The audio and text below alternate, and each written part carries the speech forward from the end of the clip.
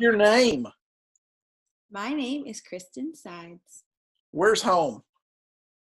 Home for me is Little Rock, Arkansas. Where do you work? I work for the Arkansas Dream Center and the Sides family, raising 2 little babies.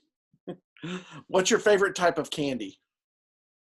Favorite type of candy is Albanese gummy bears, best gummy bears in the world. If you could pick Period. any animal to talk, which would it be?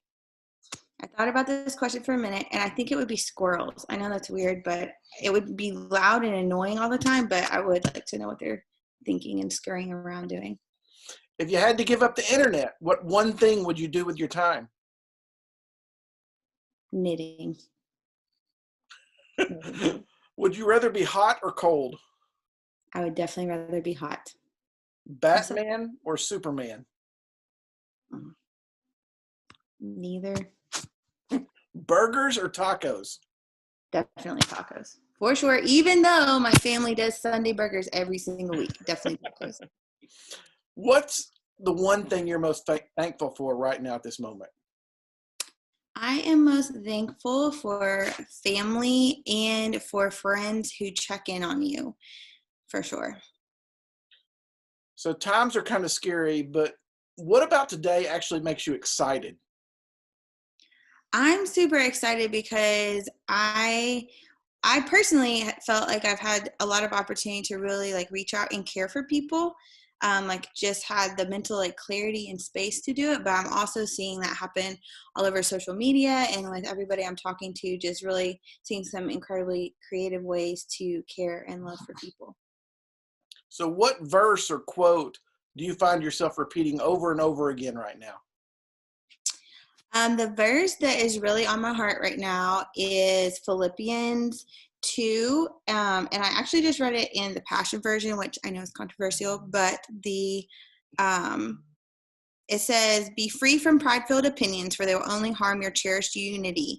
Don't allow self-promotion to hide in your hearts, but in authentic humility, put others first and view others as more important than yourselves.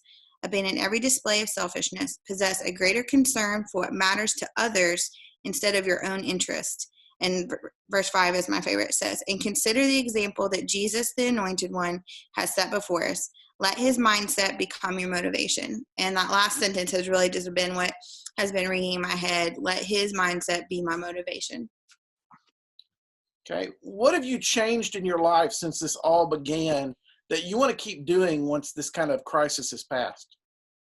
I actually call people to check on them and to talk and catch up. And one thing that I have loved doing is like when someone pops in my mind, I would always like text them and just say, "Hey, I'm praying for you. I'm thinking of you." But since all of this has happened, I've either like just picked up the phone and called them or FaceTime them or Marco Polo'd them, and just really looking for ways to engage with people. And it's been really cool just to experience like new relationships and a different level of like authenticity in relationships. So what I hope that changes for the long term is that I'm always a person who has time to check on people and to care for people and not be like so busy that I don't feel like I have the capacity to do that, or that somebody else will do it, or that I do enough and I don't need to do that. So that's really what I'm praying will change for the long term for me. What advice has someone given you lately that really means the most to you and you want to share it with people?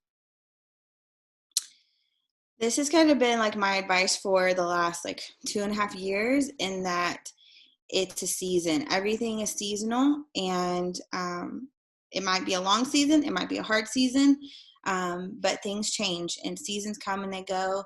And also just that we're responsible to plant and water seeds and not responsible for the growth of that. And so that's something I have to consistently remind myself right now, is just like go plant the seeds, go water the seeds, and let the Lord bring the harvest, because it is a hard season and it is hard to plant and it is hard to keep watering when you don't see things, but God is faithful and he will make it happen.